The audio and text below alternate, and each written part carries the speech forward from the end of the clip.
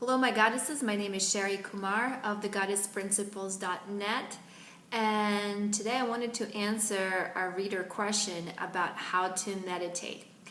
In many of my blog posts and internet posts, Instagram posts, I talk a lot about meditation, the power of the mind, and how learning how to meditate has affected my life in very positive ways. And also how using that method I was able to get in touch with my inner goddess. When I teach seminars or workshops, that's one of the first things that I encourage people to do, to try and learn how to meditate. And of course, I've never actually written any instructions about how to do that, because I really don't like the idea of people following someone else's instructions. And I'll explain why that is in a second. But really, I wanted to answer that question in a very simple and easy to understand way, because I think often we overthink meditation and make it far more complicated than it really is.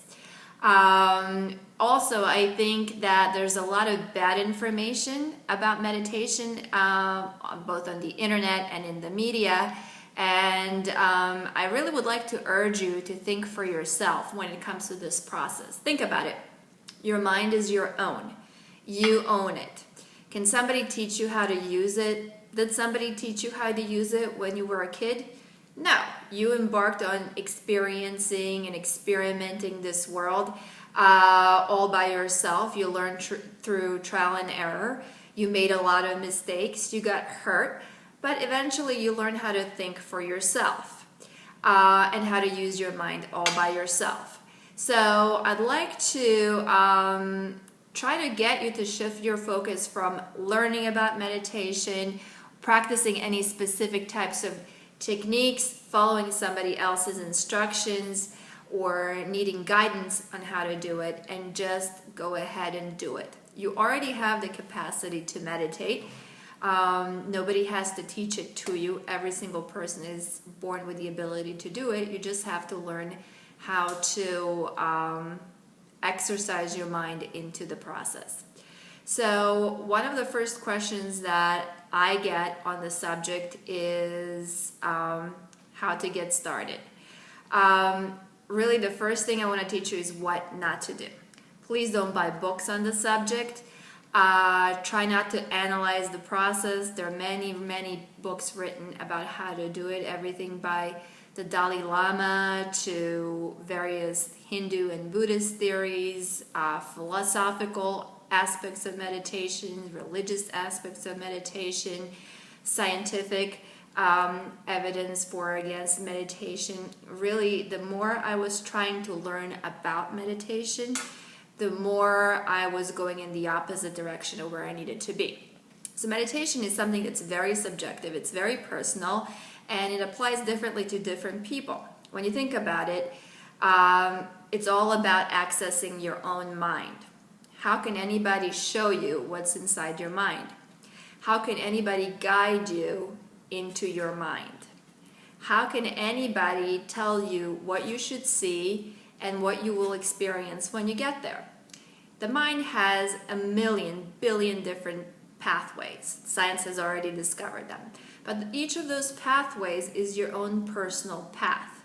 So no one can show you which path to be on or which path to take. No one can understand what your goal is or show you what they have experienced, because you're guaranteed to experience something drastically different. So while I was reading instructions and blog posts and articles and read countless books on the subject, I was actually becoming more frustrated with the process, because I could not replicate what the Dalai Lama was experiencing, nor could I understand from his words what exactly that felt like or what exactly that looked like. So I don't like instructions, and one of the first bits of resistance that people offer me when I try to show them how to meditate is, what should I read? Where should I go for more information? What do you suggest? And as much as I try to tell them, just close your eyes, relax, it's all inside you, no, they want to go outside of themselves. They want to read the instructions first. They want to hear everybody else's opinion on the subject. Trust me, the more you're learning from other people about their experiences. The more you're reading about experts or from experts on the subject, the more you're going in the wrong direction of meditation. So please don't read unless you want to really confuse yourself, and stop before you even try. The second thing I wanted to alert you to, and something that I feel very, very strongly about, is the yoga industry. Don't get me wrong, I love yoga. Yoga is a very, very powerful experience. It's very healthy, and I definitely urge everybody to try it. But yoga is not meditation. Yoga has nothing to do with meditation. Yoga is a physical experience. Meditation is a mental experience. Yoga's purpose, at least in the way that it is practiced outside of the United States, yoga's purpose is simply to prepare the body for the process of meditation. And by prepare the body, I mean it is to align your chakras, to open them up. It's to make your body feel healthy, because how can anybody meditate when their body is in pain, when their chakras are completely closed, when their mind is racing, when they're unhealthy? The mind cannot focus on meditation when it is focused on the body. So really, the only purpose of yoga is step one, to prepare the body for meditation. And it's enough. If all you want to do is yoga, perfect. You're much healthier for it. But please don't misunderstand yoga and think that somehow yoga will make you enlightened or awake. It won't. That's not the purpose of yoga. That's the purpose of meditation. So those are two drastically different things, and where yoga ends, meditation begins. Also, I wanted to alert you to the fact that in America, yoga is an industry. It's a huge industry, and it's a fast-growing industry. And I have nothing against industry. I've been in business, and I love industry and competition and business, all of that. But being an industry, yoga tries to sell you a lot of information and a lot of concepts that a lot of the people in this industry know nothing about. Very often I'm reading articles online by bloggers who are not experts. They're people just like you and me, by experts who have never gotten inside their own mind, and by yoga teachers and yoga know-it-alls. And a lot of the concepts that yoga people try to teach is just not true about yoga nor about meditation. Like I said, it is an industry, and who can sell you enlightenment? Nobody can. That's something that's inside your own mind, and it's your own work to do. And unless you do your own work, you'll never reach that place. So please pay for nothing when it comes to learning how to meditate. You don't need instructions. You don't need books. You definitely don't need tools or equipment. You don't need to own yoga pants or a yoga mat. You don't need prayer beads, or are they called mala beads. You don't need a meditation pillow. You need nothing at all. It's your own mind that you're trying to access. You own your own mind. And the best way to discover the pathway for you is to just let yourself in. Also, I've been asked a lot about guided meditation and whether you should do it, and it's something that I've definitely experimented in the past when I was trying to learn to meditate, and I have to say I don't like it. Again, how can somebody guide you into your own mind?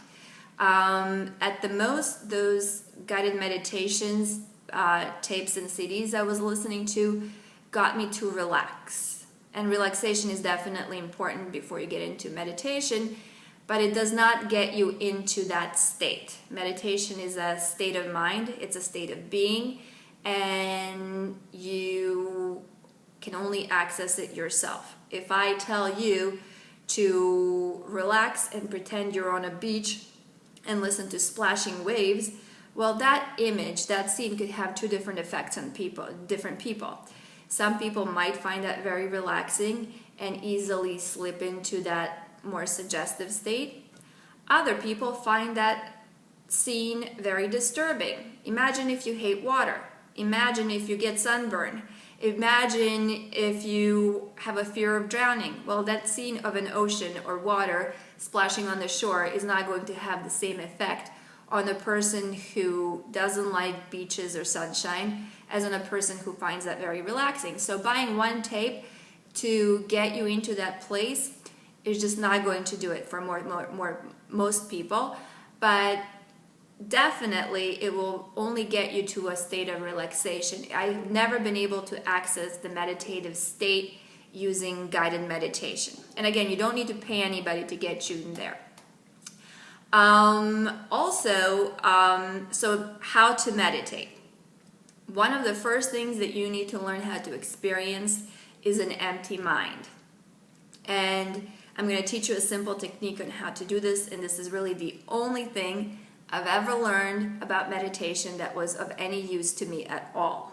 So this is the first thing I teach people how to do, and if you practice it over and over and over again, eventually your mind will be empty and blank and ready to start meditating. So how to meditate? First, sit down in a comfortable place. For me, it works better if my back is straight, and I have a hard time keeping my back straight. So I try to lean straight against a wall. Sometimes I sit comfortably in my office chair, which is nicely padded and has a straight back. It's important to keep your back straight because that's when your chakras are aligned the best.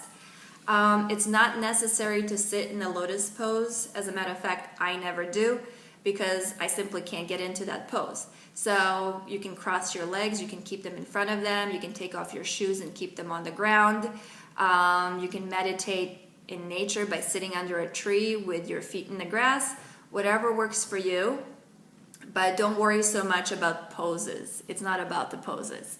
So get very comfortable and simply make your back straight, close your eyes, and it helps to do this with your fingers. It's not necessary, but it helps.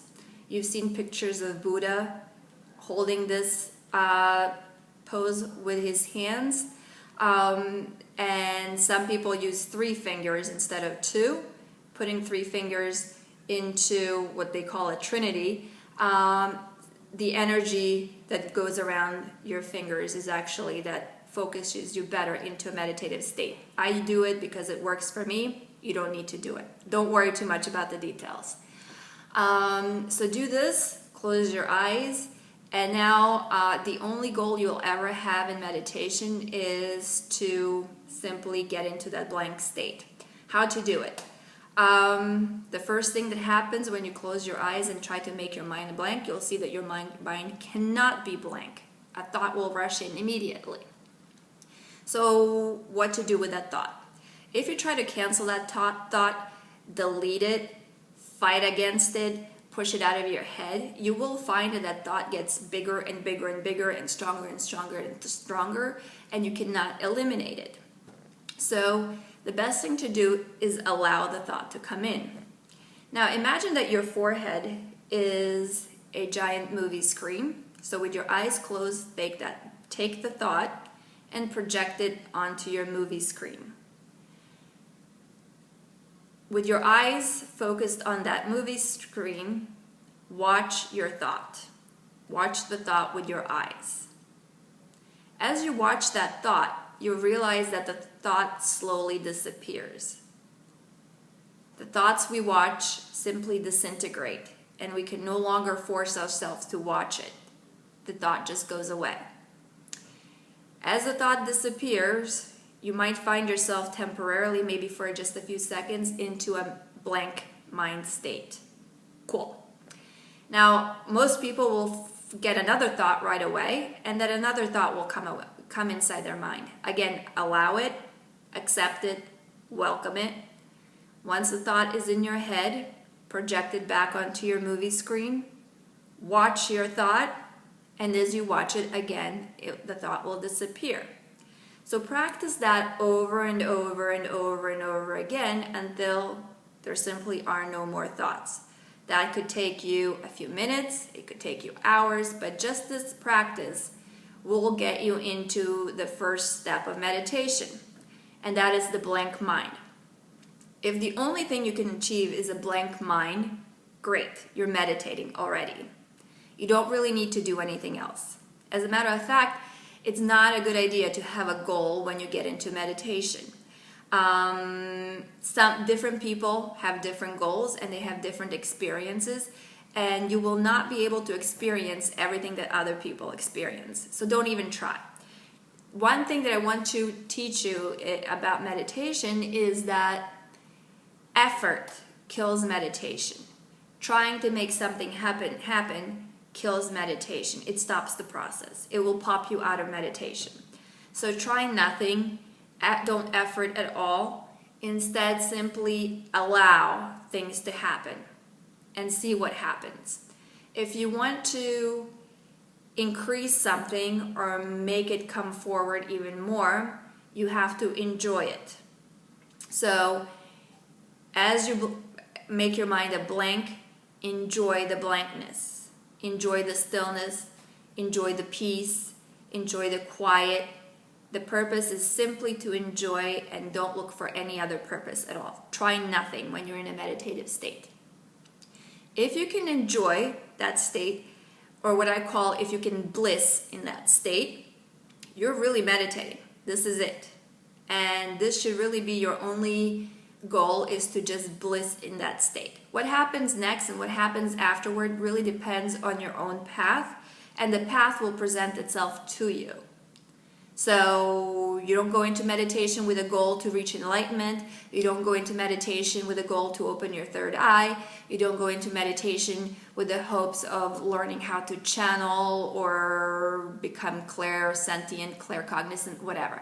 Don't go in it for a goal, because everybody has a different path in life. Allow the path to present itself. Once you start blissing in that state, and you are in fact meditating, you might find that you can now meditate maybe for 15 seconds, then for 30 seconds, then a few minutes, half an hour. The longer you bliss, the more you prolong the state. And it's like training your body, you're also training your mind. Blissing makes it last longer and longer and longer and longer, and slowly you're training your mind to maintain that state. When you get to a certain place, everything that happens next will just present itself to you. You have to do nothing. And I don't really want to tell you what happens to me, because I really don't want you to try to follow that. I've experienced by now 100 different things in the meditative state. All I can tell you is it's an absolutely spectacular thing to learn. For me personally, it has helped me get in touch with that inner goddess, what people call the inner self, your true self, your higher self. I call that the inner goddess as it pertains to women.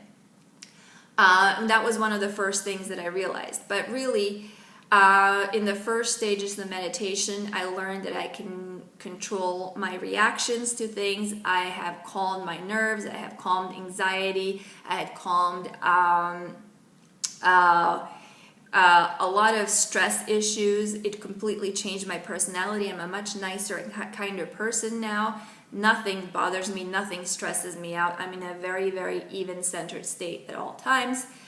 Secondly, I noticed that I could now change my body. I had the power to focus on my organs and the fact how my body works.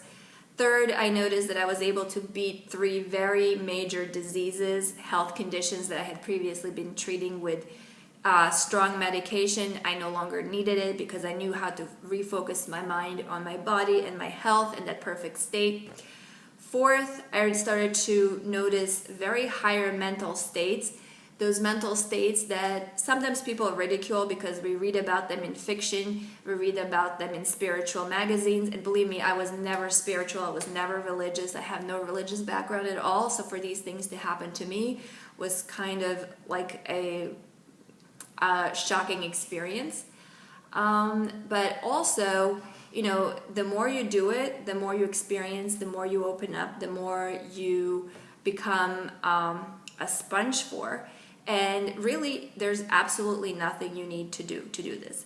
Just keep in mind, don't believe everything that you read. Don't try to understand meditation. Really, it's your own process, your own work, your own path. and just bliss in it, find joy in it. That's your only purpose. Everything else that happens is just icing on the cake. So if you have any questions about a meditation, I'd be happy to answer them for you. To contact me, and I answer all my emails personally, go to my website, www.thegoddessprinciples.net, and just submit the contact form. Also, I'll post all my contact information below so you can follow me on all my social media. I often interact with people online, so I love to hear from you. But until then, post your comments below and let me know how you're doing, how the experience of meditation is working out for you. Talk to you tomorrow. Bye.